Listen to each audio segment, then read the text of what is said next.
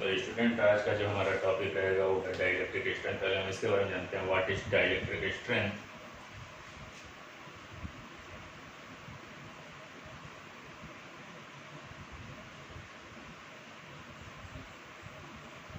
First of all we discussing about the dielectric material. क्या होता है ये? सपोज दैट आपके पास कोई इंसुलेटिंग मटेरियल है जिनके अंदर चार्ज होल्ड करने की प्रॉपर्टी है, बट वो चार्ज उसमें मूव नहीं करेंगे, बट रूम टेम्परेचर पे वो चार्ज क्या होते हैं कि अपने ही मेन पोजिशन पे रहते हुए वाइब्रेट तो कर सकते हैं, बट एक जगह से दूसरी जगह तक मूवमेंट इसमें नहीं होगा without affect of the external electric field. तो हमें यहाँ जानना है कि ऐसे इंसुलेटिंग मटेरियल जैसे हम एग्जाम्पल में कंसिडर करते हैं, या तो वो वैक्स हो, रबर हो, ग्लास हो, माइका हो, वुड हो, ये सभी क्या इंसुलेटिंग मटेरियल हैं। इन मटेरियल्स के अंदर चार्ज पार्टिकल तो हमें मिलेंगे, बट वो सभी अपने एटम के, जैसे ये एटम है तो इसके चारों ऑर्बिट में क्या कर रहे होंगे? रिवॉल्व कर रहे होंगे। तो इस सिचुएशन में अगर आप एक्सटर्नल इलेक्ट्रिक फील्ड अप्लाई करते हैं तो एक्सटर्नल इलेक्ट्रिक फील्ड अप्लाई करने पर जो भी चार्ज पार्टिकल्स होंगे डिफरेंट डिफरेंट एटम्स में, वो सभी चार्ज पार्टिकल्स यानी इलेक्ट्रॉन्स थोड़ा सा क्या होगा? अट्रैक्ट होकर के इस ऑर्बिट से बाहर आ जाएगा, और बाहर आकर के ये किसी न किसी एक साइड पर, यानी कि जितने भी इलेक्ट्रॉन हैं वो इस साइड पर आ जाएंगे, और जितने भी पॉजिटिव चार्ज हैं वो इस इलेक्ट्रिक फील्ड के कारण, एक्सटर्नल इलेक्ट्रिक फील्ड के कारण वो सभी पॉजिटिव चार्ज अगले साइड चले जाएंगे। अब बात ये आती है कि जब ऐसी सिचुएशन आएगी कि सभी के सभी चार्ज पार्टिकल अपने ऑर्बिट को छोड़ करके मूव करना शुरू कर दें, जैसे इलेक्ट्रॉन है डिटैच्ड हो गए, ये इलेक्ट्रॉन अपने ऑर्बिट को छोड़ करके एक्सटर्नल इलेक्ट्रिक फील्ड के कारण एक साइड आ गए हैं, तो इसको कहते हैं break down condition of the dielectric strength. अभी तक तो हमने ये डिस्कस किया what is dielectric and what is break down condition of the dielectric material, but what is the dielectric strength. अब बात ये आती है कि अगर हम कोई इंसुलेटिंग मटेरियल लेते हैं जिसे हम कहते हैं डाइलेक्ट्रिक, तो यहाँ पर कंडीशन ये है कि इंसुलेटिंग मटेरियल के अंदर जो भी मॉलिक्यूल्स मिलते हैं वो या तो पोलराइज फॉर्म में या नॉन पोलराइज फॉर्म में मिलते हैं। अब ये बात आती है कि अगर वो सभी जितने भी हमें मॉलिक्यूल्स मिल रहे हैं वो पोलराइज्ड फॉर्म में हैं, आप ध्यान दीजिएगा यहाँ पर ये सभी क्या हैं? पोलराइज्ड फॉर्म में है, क्योंकि इनका जो पॉजिटिव नेगेटिव चार्ज है वो उनका सेंटर एक जगह कोइंसाइड नहीं कर रहा है, यानी एक ही जगह उनका सेंटर नहीं है। एक ही जगह का मीन्स कुछ ऐसा होता है, सेंटर एक नहीं है। इन सभी मॉलिक्यूल्स का सेंटर डिफरेंट डिफरेंट है, और इस सिचुएशन में एक electric field positive to negative चलेगी, बट ये सभी चार्ज एक दूसरे से अलग नहीं हुए हैं, और जब चार्ज अलग नहीं होते यानी डिटैच नहीं होते हैं, अपने ही ऑर्बिट में रिवॉल्व करते रहेंगे, बट थोड़ा बहुत इलेक्ट्रिक फील्ड पॉजिटिव और नेगेटिव चार्ज के बीच में रहेगा, या अपने ही सिचुएशन पे बने रहते हैं, लेकिन फिर भी पॉजिटिव नेगेटिव चार्ज के बीच में कुछ डिस्टेंस होने पर उनके बीच में इलेक्ट्रिक फील्ड जनरेट होता है। तो ये electric field without the affect of breakdown condition, यहाँ ब्रेकडाउन नहीं हुआ है कि सारे के सारे पॉजिटिव चार्ज अगले कॉर्नर पे चले जाएं, अगले साइड चले जाएं, और नेगेटिव चार्ज इस साइड आ जाए। बिना ब्रेकडाउन की कंडीशन के जितना भी इलेक्ट्रिक फील्ड अंदर जनरेट हो रहा है पॉजिटिव टू नेगेटिव, ये इलेक्ट्रिक फील्ड इस इंसुलेटिंग मटेरियल का या इस डाइलेक्ट्रिक मटेरियल का क्या कहलाता है? ये कहलाता है इसका dielectric strength without causing the affect of breakdown condition. और इसका जो आपका यूनिट है वो एज इलेक्ट्रिक फील्ड है, और वो जो यूनिट है वो है वोल्ट पर मीटर डाइलेक्ट्रिक का। इसके बाद हम आगे डिस्कस करते हैं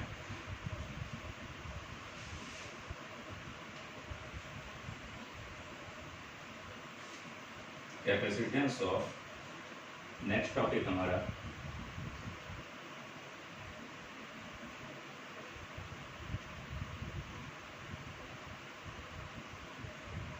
डाइलेक्ट्रिक मटेरियल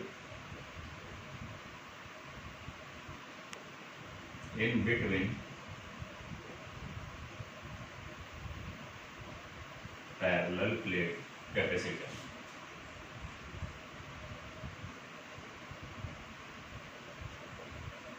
तो इसके लिए सबसे पहले हम कंसीडर करेंगे पैरेलल प्लेट ऑफ कैपेसिटर। देखिए यहाँ पर हमने क्या किया, ये हमने पैरेलल प्लेट कंसीडर कर लिया, एक प्लेट ये है और दूसरा प्लेट आपका यहाँ कंसीडर किया हमने।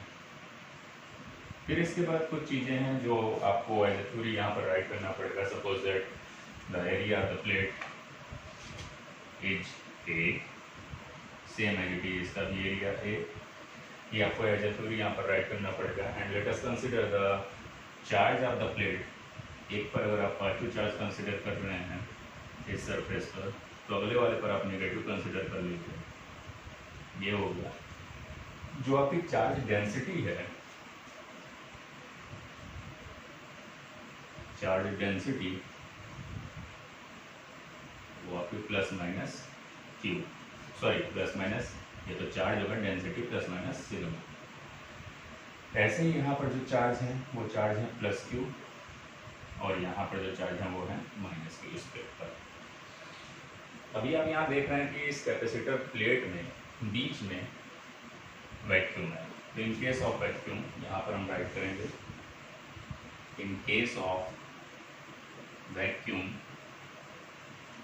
जो आपका कैपेसिटेंस होगा वो किसके इक्वल होगा? तो we know that capacitance C is equal to epsilon naught A upon D। Here हमने एक चीज़ आपको नहीं बताया जो हम डिस्कस करने जा रहे हैं, इन दो प्लेटों के बीच है जो सेपरेशन है वो है D। आपको राइट भी करना पड़ेगा, ये स्मॉल d से हमने दिखा दिया। तो कैपेसिटेंस के फार्मूला से C is equal to epsilon naught A by separation, दोनों प्लेट के बीच का जो डिस्टेंस है वो हमने यहाँ राइट किया। देन अभी इस कंडीशन में दोनों प्लेट के बीच में कुछ भी नहीं है, वैक्यूम है, तो ये हमने राइट कर दिया। इस कंडीशन में हम ये देख रहे हैं कि पॉजिटिव से निगेटिव की ओर इलेक्ट्रिक फील्ड भी लगेगा। उस इलेक्ट्रिक फील्ड को हम एक्सटर्नल इलेक्ट्रिक फील्ड बोलेंगे। यहाँ पर हम राइट करेंगे external electric field between the parallel plate E naught is equal to, वो पैरेलल प्लेट के बीच में जो आपका इलेक्ट्रिक फील्ड है according to formula sigma upon epsilon naught. आप जान रहे हैं सिग्मा यहाँ पर क्या है, sigma is the charge density. तो चार्ज डेंसिटी का फार्मूला होता है चार्ज अपॉन एरिया। ये हो गया आपका इलेक्ट्रिक फील्ड। सपोज हम क्या करें, इसके बीच में एक डाइलेक्ट्रिक मटेरियल रख देते हैं, और वो डाइलेक्ट्रिक मटेरियल जब हम यहाँ रखते हैं तो डाइलेक्ट्रिक मटेरियल कुछ ना कुछ थिकनेस की होगी। ये हो गई हमारी वो डाइलेक्ट्रिक मटेरियल। अभी हमने यहाँ पर ये डाइलेक्ट्रिक मटेरियल रख दिया है, और इस डाइलेक्ट्रिक मटेरियल की जो थिकनेस है वो थिकनेस भी हमें कुछ ना कुछ कंसिडर करनी पड़ेगी। और इस थिकनेस को हम कंसिडर कर लेते हैं कि डाइलेक्ट्रिक मटेरियल का जो थिकनेस है वो है T, स्मॉल t। आपको ये सभी चीज़ें थ्योरी में राइट करनी पड़ेंगी। Let us consider the thickness of the dielectric material is small t। Then अब डाइलेक्ट्रिक मटेरियल के अंदर भी नंबर ऑफ एटम्स होते हैं, उस एटम के चारों ओर इलेक्ट्रॉन रिवॉल्व करते हैं।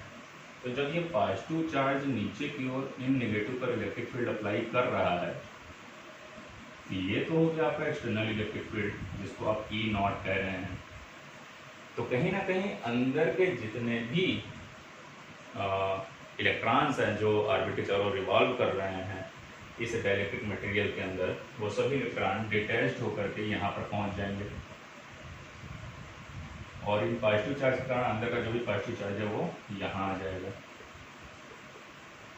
अब यहाँ पर भी सेपरेशन जनरेट हो गया इस डाइलेक्ट्रिक मटेरियल के अंदर, तो इस सेपरेशन में भी इलेक्ट्रिक फील्ड लगेगा पॉजिटिव से निगेटिव की ओर। अब ये चार्ज क्या होगा, पोलराइज होगा, यानी इन्होंने पोल क्रिएट कर लिया, एक निगेटिव तो एक पॉजिटिव। तो ये जो इलेक्ट्रिक फील्ड यहाँ पर मिल रही है इसको कहेंगे पोलराइज्ड इलेक्ट्रिक फील्ड। आपको ये जाहिर सी बात पता है कि जो एक्सटर्नल फील्ड है इलेक्ट्रिक फील्ड E नॉट वो काफ़ी ज़्यादा है एज कम्पेयर टू EP से। तो हम बात करेंगे कि इसके अंदर इलेक्ट्रिक फील्ड बचता कितना है, जिसको हम कहते हैं रिड्यूस इलेक्ट्रिक फील्ड। तो वो होता है external electric field minus internal electric field EP, किसके बराबर होता है? माइनस इसलिए हुआ क्योंकि एक्सटर्नल इलेक्ट्रिक फील्ड तो अप टू डाउन आ रहा है, बट ये वाला electric field down to up जा रहा है। तो जाहिर सी बात है ये छोटा भी है इलेक्ट्रिक फील्ड, इसका वैल्यू छोटा है। तो इस सिचुएशन में क्या होगा, बड़ी वाली वैल्यू में से हम इस छोटी वाली वैल्यू को सब्ट्रैक्ट कर देंगे। अब हम आगे बढ़ते हैं कि हमने यहाँ पर तो कंसिडर कर लिया कि ठीक है आपने T थिकनेस का एक डाइलेक्ट्रिक मटेरियल रख दिया और उसके अंदर भी आपको इलेक्ट्रिक फील्ड मिल रहा है और वो रिड्यूस्ड इलेक्ट्रिक फील्ड E है। तो यहाँ लिखेंगे reduce electric field inside the dielectric material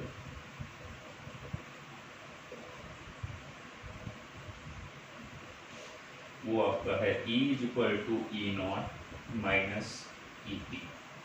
आपको यहाँ पर हम एक चीज़ और बता देते हैं, जो डाइलेक्ट्रिक कांस्टेंट होता है इसके बारे में भी हम पहले पढ़ चुके हैं लास्ट क्लास में। डाइलेक्ट्रिक कांस्टेंट इसको हम जनरली K से रिप्रेजेंट करते हैं। ये किसके बराबर होता है? रिड्यूस्ड इलेक्ट्रिक फील्ड जिसको ओरिजिनल इलेक्ट्रिक फील्ड जिसको एक्सटर्नल इलेक्ट्रिक फील्ड भी कहते हैं, अपॉन रिड्यूस्ड इलेक्ट्रिक फील्ड। तो रिड्यूस्ड इलेक्ट्रिक फील्ड की वैल्यू तो ये आई है आपकी E0 माइनस EP। अभी आप यहाँ से और इसको सॉल्व करना चाहेंगे तो E0 = हो जाएगा K × E0 माइनस EP। पर E0 माइनस EP आपका किसके इक्वल है? कैपिटल E के इक्वल है, तो इसको आप राइट कर सकते हैं E0 = K × E। आपने ये तो राइट कर दिया। अब हम आगे की ओर बढ़ते हैं और इसी इक्वेशन को लेकर के चलते हैं कि यहाँ से K की वैल्यू या फिर K को अपॉन में कर दें तो E0/K = आपका आ जाएगा E, इलेक्ट्रिक फील्ड या रिड्यूस्ड इलेक्ट्रिक फील्ड। ये आ गया। अब हमें क्या करना है? पोटेंशियल निकालना है बिटवीन द कैपेसिटर प्लेट। दो प्लेटों के बीच में हमें पोटेंशियल निकालना है। तो पोटेंशियल डिफरेंस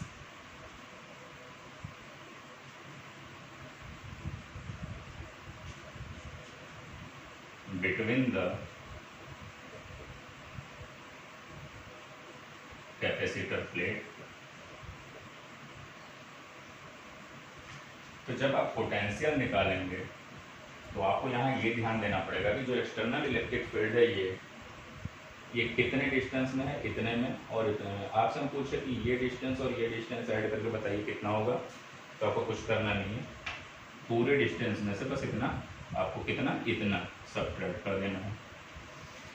तो जनरली पोटेंशियल का फार्मूला होता है V = electric field into distance. तो आप यहाँ देख रहे हैं पहले तो दो प्लेटों के बीच में दो तरह की इलेक्ट्रिक फील्ड है। एक आपकी एक्सटर्नल इलेक्ट्रिक फील्ड है, तो आप लिखेंगे E0, फिर इनटू डिस्टेंस। वो इलेक्ट्रिक फील्ड कहाँ तक चल रही है? तो वो इलेक्ट्रिक फील्ड यहाँ से चल रही, यहाँ तक आ रही है, फिर यहाँ से यहाँ तक आ रही है। अंदर मत जाइएगा क्योंकि अंदर वो इलेक्ट्रिक फील्ड नहीं, अंदर पोलराइज्ड वाली इलेक्ट्रिक फील्ड है जिसको रिड्यूस्ड इलेक्ट्रिक फील्ड बोलेंगे। Polarised electric field positive to negative चल रही है। अब हम आगे आते हैं। हम यहाँ देखते हैं कि यहाँ से यहाँ और यहाँ से यहाँ तक की distance, total distance minus thickness T। आप कितना माइनस कर दीजिए पूरे में से आपको ये और ये मिल जाएगा। आप फिर देखते हैं कि और भी इलेक्ट्रिक फील्ड है और वो इलेक्ट्रिक फील्ड आपको कहाँ मिल रही है? अंदर मिल रही है। तो इस इलेक्ट्रिक फील्ड को भी हमें काउंट करना पड़ेगा, यानी पोटेंशियल निकालना पड़ेगा। ऐसा नहीं है कि आप दो प्लेटों के बीच पोटेंशियल निकाल लें तो बस यहाँ और यहाँ पोटेंशियल आपने निकाल लिया, यहाँ का भी पोटेंशियल आपको ऐड करना पड़ेगा। तो पोटेंशियल इक्वल टू होता है इलेक्ट्रिक फील्ड इंटू डिस्टेंस। तो जाहिर सी बात है यहाँ पे इलेक्ट्रिक फील्ड आपका कितना है? E के इक्वल है। तो यहाँ का इलेक्ट्रिक फील्ड आप E लिखेंगे और ये इलेक्ट्रिक फील्ड जो नीचे से ऊपर की ओर जा रहा है, लेकिन ये जो इलेक्ट्रिक फील्ड है ये नेट इलेक्ट्रिक फील्ड है, यानी बड़े वाले इलेक्ट्रिक फील्ड में से ये वाला फील्ड माइनस हुआ तो डायरेक्शन उसका भी क्या है? नेट का नीचे की ओर, क्योंकि बड़ा वाला तो ऊपर से नीचे आ रहा है। अब ये बड़ा है ऊपर से नीचे आ रहा है, ये छोटा सा इलेक्ट्रिक फील्ड है बीच में, तो इसमें से आप ये माइनस करेंगे तब भी डायरेक्शन क्या होगा? नीचे की ओर होगा। तो जो इलेक्ट्रिक फील्ड बचा वो है E, यानी रिड्यूस्ड इलेक्ट्रिक फील्ड। उस रिड्यूस्ड इलेक्ट्रिक फील्ड को आपने यहाँ लिखा और कितने दूर में चल रहा है? T दूरी में चल रहा है, आपने यहाँ राइट कर दिया। अभी हम ये -q को हटाते हैं, हम यहाँ लिख देते हैं -q, यानी इस प्लेट पर सभी चार्ज है। आगे हम बढ़ते हैं। पोटेंशियल V = E0 को आप मल्टीप्लाई करेंगे, E0 into D minus E0 into E plus E की वैल्यू आप यहाँ से रखिए E0/K इंटू T, ये हो गया। आप E0 को यहाँ से कॉमन कर लें, D minus T plus P/K, ये हो गया आपका पोटेंशियल। आपके पास ये वैल्यू आ गई, लेकिन आपको अभी क्या निकालना है, कैपेसिटेंस C की वैल्यू निकालनी है। तो कैपेसिटेंस कैसे निकालते हैं हम कैपेसिटेंस? तो कैपेसिटेंस का फार्मूला देख लीजिए आप। अभी आपको एक काम और करना है कैपेसिटेंस निकालने से पहले। हमारे पास E0 की वैल्यू है, तो चलिए हम उसको बाद में यूज कर लेंगे। Capacitance C is equal to Q/B, ये हमने राइट कर दिया। तो capacitance C is equal to, आप यहाँ ध्यान दीजिएगा, ये कैपेसिटेंस C0 तब था जब बीच में कोई डाइलेक्ट्रिक मटेरियल नहीं था। ये C आपने कब लिया? जब बीच में आपने डाइलेक्ट्रिक मटेरियल रख दिया, इसलिए इसको C0 हम नाम नहीं दे रहे हैं। This capacitance are allowed for when dielectric material placed between the capacitor plate. Then C is equal to Q/B. Then Q अपनी जगह पे है, जो आपके पास B की वैल्यू आई है आप उसको रख देंगे।